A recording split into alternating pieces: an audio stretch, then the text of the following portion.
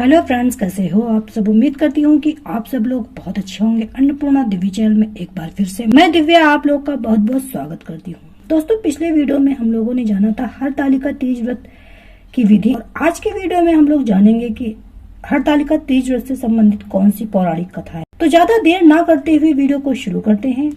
Video को शुरू करने से पहले आपसे एक ही रिक्वेस्ट करती हूँ, यदि आप मेरे चैनल पे पहली बार विजिट कर रहे हैं तो मेरे अन्नपूर्णा दिव्य चैनल को सब्सक्राइब कीजिएगा। मेरा वीडियो पसंद आए तो लाइक कीजिएगा, अपनी फ्रेंड्स एंड फैमिली के साथ इसे ज्यादा से ज्यादा शेयर कीजिएगा ताकि ये कहानी उन तक भी पहुंच जाए शेयर के माध्यम से। तो चलिए फिर शुरू करते हैं।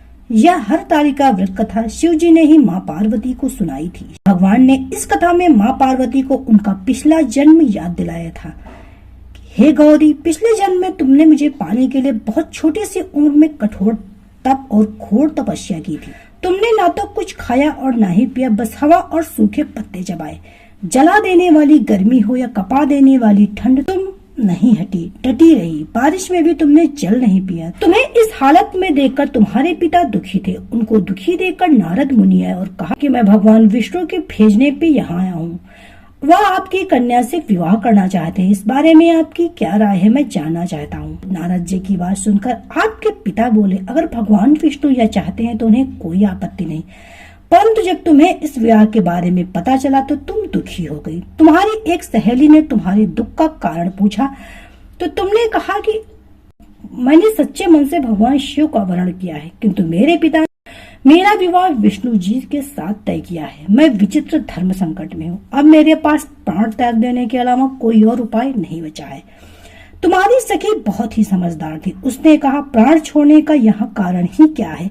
संकट के समय धैर्य से काम लेना चाहिए। भारतीय नारी की जीवन की सार्थकता जिसे मन से पति रूप में एक बार वर्ण कर लिया, जीवन पर्यंत उसी से निर्वाह करे। मैं तुम्हें घनघोर वन में ले चलती हूँ, जो साधना स्थल भी, और जहाँ तुम्हारे पिता तुम्हें खोज भी नहीं पाएंगे। मुझे पूर्ण विश्वास है कि ईश्वर अवश्य ही तुम्हारी सहायता करेंगे, और तुमने ऐसा ही किया। तुम्हारे पिता तुम्हें घर में ना पाकर बड़े चिंतित और दुखी हुए।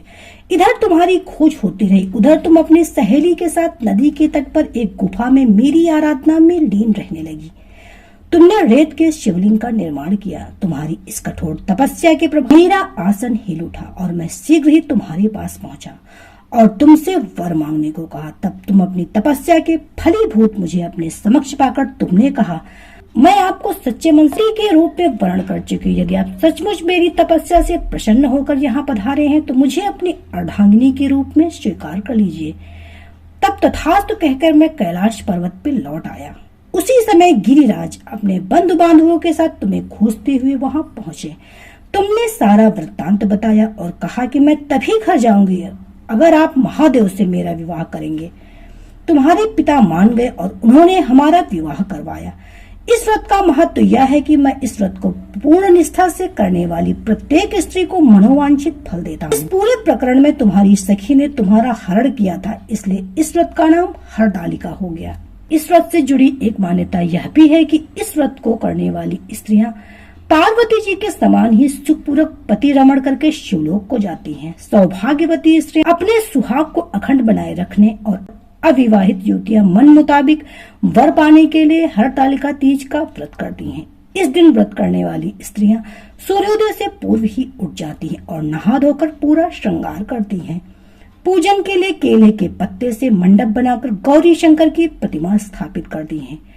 इसके साथ पार्वती जी को सुहाग का सारा सामान चढ़ाया जाता है। रात में भजन कीर्तन करते हुए जागरण कर 3 बार आरती की जाती है और शिव पार्वती विवाह की कथा सुनी जाती है। इस व्रत के व्रती को शयन का निषेध है। इसके लिए उसे रात में भजन कीर्तन के साथ रात्रि जागरण करना पड़ता है।